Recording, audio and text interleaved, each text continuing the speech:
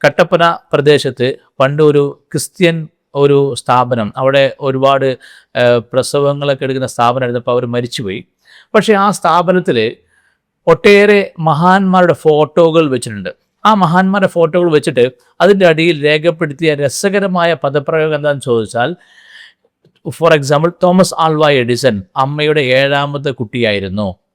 ഈ ഒരു ഇങ്ങനെ ലോകത്ത് ജീവിച്ചു പോയ വലിയ വലിയ പ്രഗത്ഭന്മാരായ മനുഷ്യരൊക്കെ തന്നെ അവരുടെ മാതാപിതാക്കളുടെ 6ാമത്തെയോ 7ാമത്തെയോ 8ാമത്തെയോ 9ാമത്തെയോ കുട്ടികളായിക്കൊണ്ടാണ് ഭൂമിയിൽ ജനിച്ചു വീണിട്ടുള്ളത്.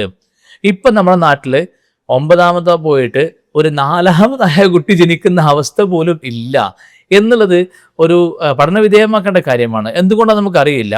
അങ്ങനെ ലോകത്ത് വലിയ വലിയ മഹാന്മാർ ജീവിച്ച ആളുകളെ പരിശോധിക്കുമ്പോൾ അവരൊക്കെ 5ഓ 6ഓ 7ഓ അല്ലെങ്കിൽ അതിന് ശേഷമോ പ്രസവിക്കപ്പെട്ടവരായിരുന്നു പറയുമ്പോൾ, ഇപ്പം നമ്മുടെ നാട്ടിലെ സ്ത്രീകളൊക്കെ തന്നെ ഒരു പ്രസവത്തെ തന്നെ ഭയത്തോടു കൂടിയും മടിയോടുകൂടിയും അറപ്പോടും വെറുപ്പോടു കൂടിയും കാണുന്നു എന്നുള്ളത് വലിയൊരു പ്രയാസമാണെങ്കിൽ, വാസ്തവത്തിൽ എങ്ങനെയായിരിക്കും പഴയ കാലത്ത് ആളുകൾ 8ഉം 10ഉം പ്രസവിച്ചിട്ടുണ്ടാവുക എന്ന് ചോദിച്ചാൽ, അവർ ഗർഭകാല ഒരു പ്രയാസമുള്ള കാലമാണെങ്കിലും ആ പ്രയാസത്തെക്കാൾ കൂടുതൽ അവരുടെ ഉള്ളിൽ അഭിമാനബോധവും ആ അഭിമാനബോധം അവർക്ക് അങ്ങേയറ്റം ആനന്ദമുണ്ടാക്കുകയും ചെയ്യുന്നുണ്ട്.